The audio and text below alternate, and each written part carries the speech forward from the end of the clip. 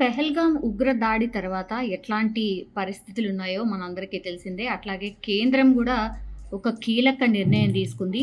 అదేంటి అంటే పాకిస్తాన్‌కి సంబంధించిన పౌరులు ఎవరున్నా సరే, ఏ వీసా ఉన్నా సరే, ఖచ్చితంగా మీరు పాకిస్తాన్‌కి వెళ్ళిపోవాల్సిందే. 48 గంటలు గడువు విధించింది. ఆల్మోస్ట్ 29వ తారీఖున ఆ గడువు గూడా అయిపోయింది. పాకిస్తాన్‌కి సంబంధించిన వాళ్ళు అందరూ వెళ్ళిపోవాలి అన్నారు. సో, వెళ్ళిపోయిన వాళ్ళు వెళ్ళిపోయారు. ఇప్పుడు ఎవరైతే వెళ్ళలేదో వాళ్ళ కోసం పూర్తిగా గాలిస్తున్న పరిస్థితి. అట్లాగే వీళ్ళ మీద ఇట్లా లీగల్ యాక్షన్ ఏం తీసుకోవాలి అనేది కూడా కొంత ఆలోచన చేస్తున్నటువంటి టైంలో ఇప్పుడు ఒక పాకిస్తాన్ మహిళను రహస్యంగా పెళ్లి చేసుకున్నాడు.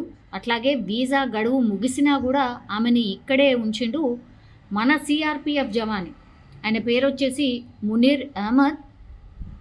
సో ఇక మొన్ననే గడువు అయిపోయింది. ఏది ఏమైనా సరే వెళ్ళిపోవాలని చెప్పినప్పటికీ కూడా ఇప్పుడు ఆమెని ఇక్కడే ఉంచాడు కాబట్టి ఇప్పుడు ఆ సిఆర్పిఎఫ్ జవాన్ని ఉద్యోగం నుంచి తొలగించారు. అయితే గత ఏడాది పెళ్లి కంటే ముందు కూడా నేను హెడ్ క్వార్టర్స్ అందరి అనుమతి తీసుకున్న తర్వాతనే పెళ్ళయింది. అనుమతి వచ్చిన నెల రోజులకే పెళ్లి చేసుకున్నా అని చెప్తున్నాడు.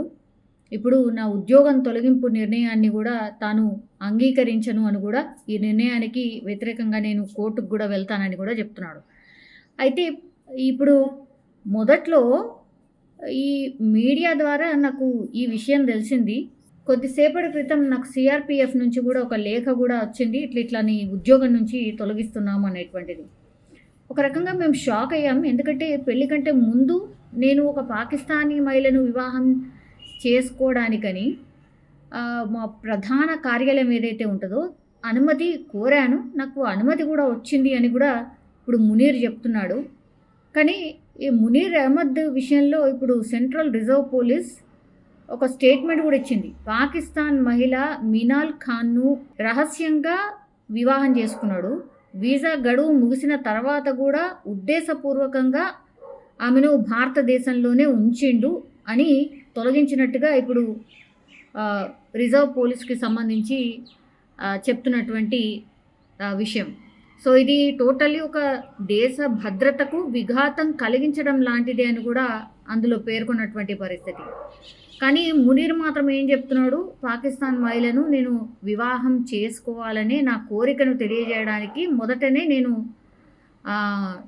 31 డిసెంబర్ 2022లోనే ప్రధాన కార్యాలయం ఏదైతే ఉంటుందో నేను లేఖ రాసిన, పాస్పోర్ట్ కావచ్చు, వెడ్డింగ్ కార్డు కావచ్చు అండ్ అఫిడవిట్ కాపీ చూపించాలని కోరిండ్రు వాళ్ళు. ఆ తర్వాత అఫిడవిట్తో పాటుగా నా తల్లిదండ్రులు, జిల్లా అభివృద్ధి మండలి సభ్యుల అఫిడవిట్లను కూడా అన్నీ కూడా నేను ప్రాపర్గా సబ్మిట్ చేసిన. అయితే 2024 ఏప్రిల్ 30న ప్రధాన కార్యాలయం నుంచి నాకు ఆమోదం లభించింది. హెడ్ క్వార్టర్స్ నుంచి ఎన్ఓసి అడిగినప్పుడు అలాంటిది ఏం లేదు, నిబంధన ఏమీ లేదని వాళ్ళే చెప్పిండ్రు అన్నటువంటి మాట చెప్తున్నారు. ఇప్పుడు వీడియో కాల్ ద్వారా నేను పెళ్లి చేసుకున్నా అంటుండు. అది ఎప్పుడు? గత ఏడాది మే 24న నేను వీడియో కాల్ ద్వారా పెళ్లి చేసుకున్నా. ఆ తర్వాత 72వ బెటాలియన్కు మ్యారేజ్ ఫోటోలు కానీ మ్యారేజ్ సర్టిఫికెట్లు కానీ సమర్పించా. ఫస్ట్ 15 రోజుల వీసాపై ఫిబ్రవరి 28న తొలిసారిగా భారత్కు వచ్చినప్పుడు మార్చిలో లాంగ్ టర్మ్ వీసా కోసం దరఖాస్తు చేసుకున్నా. ఇంటర్వ్యూ వంటివన్నీ కూడా నేను పూర్తి చేసేసిన. సో ఇంతలోనే ఇప్పుడు పాకిస్తాన్ వాళ్ళు ఎవరైతే ఉంటారో వాళ్ళందరూ వెళ్ళిపోవాలనేది వచ్చింది. ఇప్పుడు నా పరిస్థితి ఏంటి అనేది ఒకటి. ఆ తర్వాత నేను కోర్టుకు వెళ్ళబోతున్నా. ఎందుకంటే జమ్మూ కాశ్మీర్ హైకోర్టు బుధవారం తన భార్య బహిష్కరణపై స్టే విధించడం ద్వారా ఆమెకు ఉపశమనం కలిగించిందని కూడా ఆయన చెప్తున్నాడు. ఈ నిర్ణయంతో తాను సంతృప్తి చెందలేదు. మరికొద్ది రోజుల్లో కోర్టుకు వెళ్తాను, అక్కడ తనకు న్యాయం జరుగుతుందని ఆశిస్తున్నట్టు మునీర్ చెప్తూ ఉన్నాడు. సో పెహల్గాంలో ఉగ్రదాడి తర్వాత ఇప్పుడు పాకిస్తాన్ పౌరులు దేశం విడిచి వెళ్ళిపోవాలి. ప్రభుత్వం అయితే క్లియర్ కట్ ఆదేశాలు ఇచ్చింది.